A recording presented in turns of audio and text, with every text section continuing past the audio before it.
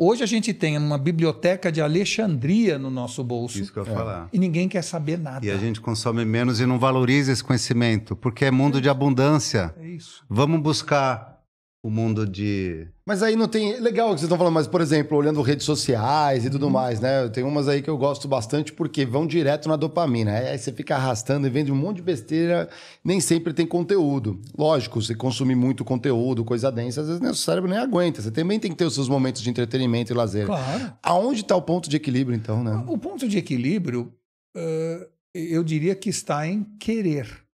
Querer. O que te move é querer. Vou dar um exemplo do que eu chamo de querer, que querer é muito amplo. Curiosidade. Nós estamos com uma crise de curiosidade sem precedentes. Ou seja, as pessoas não estão querendo saber mais nada.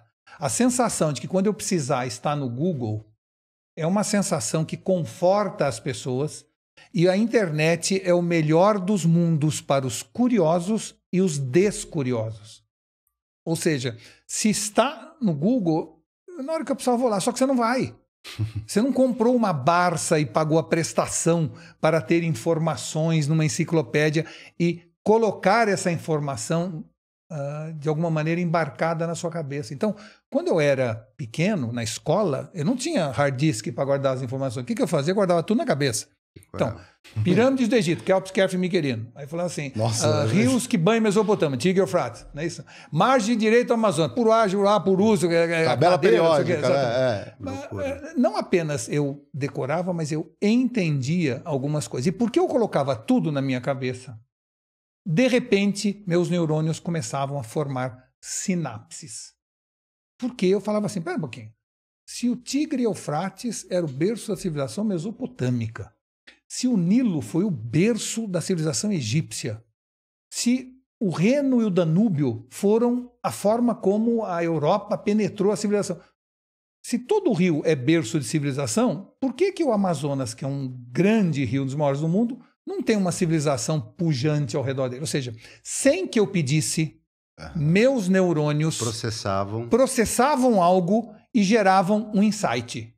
E depois eu ia em busca, porque deixa eu entender por que não aconteceu isso, e tem razões históricas para isso. No Google tem muito mais informação do que o meu cérebro, só que aqui não faz sinapse.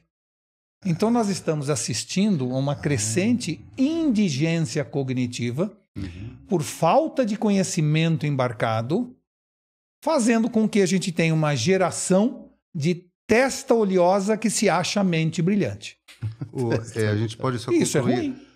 Esse mundo das imagens, o mundo das impressões, cria uma superficialidade enorme. Né? Todo mundo é especialista em porra nenhuma. Todo mundo é CEO de nada, com computador em casa e com PPT pronto. Né? Imagina daqui 500 anos a falta de sinopses que vão ser geradas, a falta de conclusões, de discussões, a falta de fogueiras que vão ter. Exato. A gente está indo para o caminho das trevas? Eu não diria que está indo para o caminho das trevas. Primeiro, assim, vocês estão aqui do outro lado da fogueira, tem um otimista. Eu já vi a civilização passar por várias fases que pareciam insolúveis e a gente saiu do outro lado com galhardia. Ou seja, eu tenho certeza que o que vier aí pela frente a gente resolve. Muita gente fala assim, por que quando a gente tem um problema a gente não vê solução? Porque se a solução existisse não tinha um problema. O problema sempre vem antes. Não sei que você cause o problema intencionalmente, né? Exatamente. Mas a lógica existe o problema, agora vou ver como é que eu busco. E se você fizer uma análise regressiva, desde o cometa Halley, que o Halley ia passar no começo do século passado, passando pela crise do petróleo na década de 70, passando pelo bug do milênio, passando pela vaca louca na Inglaterra, né, por todas as mazelas que o mundo teve, e recentemente até por um Covid, etc., a gente sempre saiu do outro lado.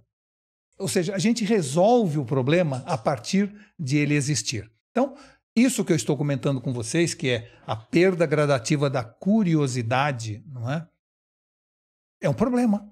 E nós vamos ter que fazer uma grande revolução na educação, vamos ter que fazer uma grande revolução na relação dos pais com seus filhos. Nós vamos aprender a valorizar a curiosidade e começar a nurturing a criatividade, a imaginação, muito mais do que a produção, a eficácia e etc. Nesse livro que eu acabei de escrever, que a gente estava falando antes, é assim, a inteligência artificial chegou para trabalhar na produtividade, na eficácia, na multiplicidade e assim por diante. Mas a verdade é que o papel do ser humano continua relevante. Cabe a nós imaginar, sonhar, criar. Foi para isso que nós nascemos. E desde a Revolução Industrial, a gente abandonou a verdadeira missão humana, que é se jogar de maneira entusiasmada rumo ao desconhecido para ir em busca. Isto agora é o novo momento do ser humano. Ou seja, a produtividade nós vamos deixar com as máquinas e nós vamos assumir o papel que sempre tínhamos, que é pensar por que não, ser criativo, ser sonhador. Se em 1969, quando o homem chegou na Lua, já existisse a inteligência artificial, nós teríamos chegado lá mais rápido, mais barato e com mais segurança. Mas nenhuma inteligência artificial teria sonhado, desejado ou imaginado ir à Lua. Ter ido à Lua. Isto então, é humano. Então entendeu? A gente tem a chance de voltar ao berço, só praticamente. Voltar ao berço, ou seja... Mas a galera tem coragem? Porque tem que ter uma coragem aí, né, Walter? Esse é um lado que uma geração frágil não tem uma coragem. Você precisa de uma geração forte.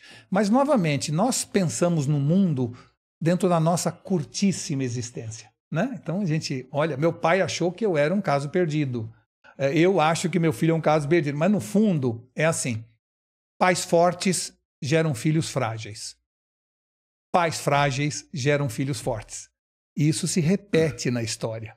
Né? Então, fatalmente, a nova geração Z vai querer coisas que a geração dos millennials, pais deles, não deram, e vai em busca, e vai na luta e etc. E provavelmente vai mimar seus filhos e terá uma geração depois da Z, que é uma geração mais frágil e assim por diante. O mundo sempre demonstrou que assim... Ele é pendular, ele vai para um lado, vai para o outro, mas ele se mantém dentro de um eixo de futuro, eu diria, promissor. Nós estamos vivendo mais, nós temos menos estupro, temos menos guerra, temos menos analfabetos. Ou seja, se você pegar os grandes números, nós estamos indo bem como sociedade.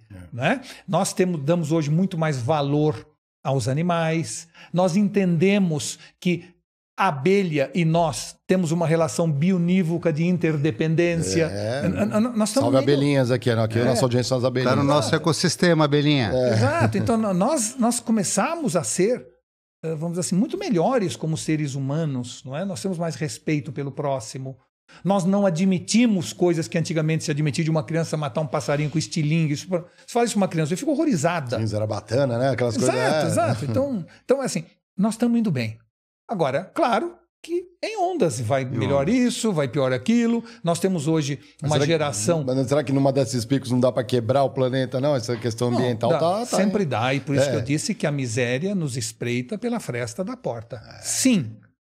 Mas isso faz a gente só se mexer, né? Só faz a gente ir atrás, faz a gente... Graças a Deus. Faz a gente só retomar o humano do ser humano. É isso aí. Eu tenho a certeza que em terra de robô, quem tem coração é rei. Eu tenho certeza que a inteligência artificial vai trazer uma valorização do humano. Coisas como intuição, consciência, empatia vão valer muito mais quanto mais a gente estiver cercado de máquina. Então,